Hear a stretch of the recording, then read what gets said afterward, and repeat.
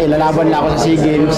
Masaya ako na isa din ako mag-represent Pilipinas. Kasi nasa pro, ano ka na, ranks ka na, bakit mo na pag-isip na mag-SEA Games? Ano din ako kasi isa na din ako professional boxer, pero naisipan ko din kasi na lumaban sa SEA Games kasi pangarap ko din ito na makasali ako sa SEA Games. Ganyan. Kamusta yung adjustment? Kasi syempre from pro to amateur, syempre mas mabilis sa amateur. Kamusta yung adjustment? Pero ngayon, ina-adjust ko rin lang ngayon yung laro sa amateur kasi pabilisan yung sa amateur. Pero inaano ko naman ngayon, pinag-aralan din namin doon. Yung pumunta ako sa Japan, sparring din ako doon. Pinag-aralan ko naman din yung mga anong galawan sa mga amateur. Ano siguro yung pinakamahirap na parang pagbabago for you from pro to amateur? Siguro, maghirap talaga yung pabilisan, tapos yun talaga, pabilisan ng suntok, yun, talaga kailangan mabilis yung paa din. Sabi ni Yuger kanina, kinakausap ka niya, binibigyan ka niya ng advice, binibigyan niya. Ano yung mga nabanggit niya sa'yo?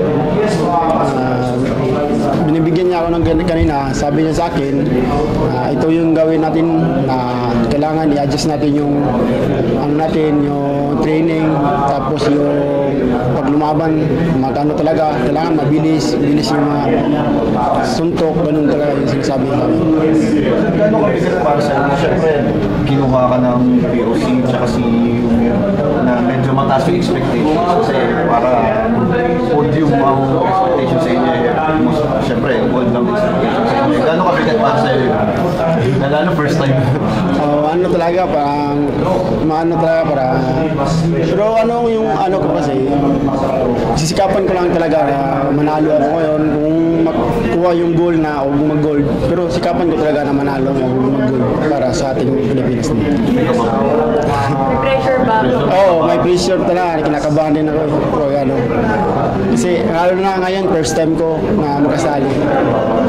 Bilang isang IBA holder na title, may mas confidence ba o iba talaga kapag country pinagdalaman? Iba talaga po gano'n din country. Kailangan ka talaga, exciting, sa laban talaga.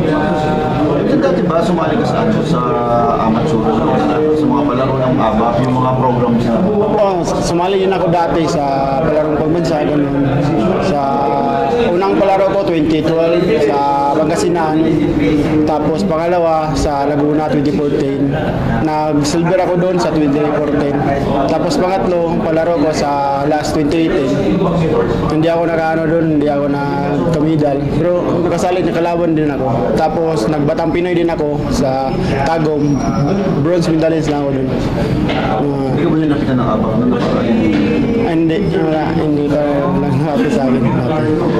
Kasi hindi naman kasi ako ganun kalaki kasi maliit ako dati.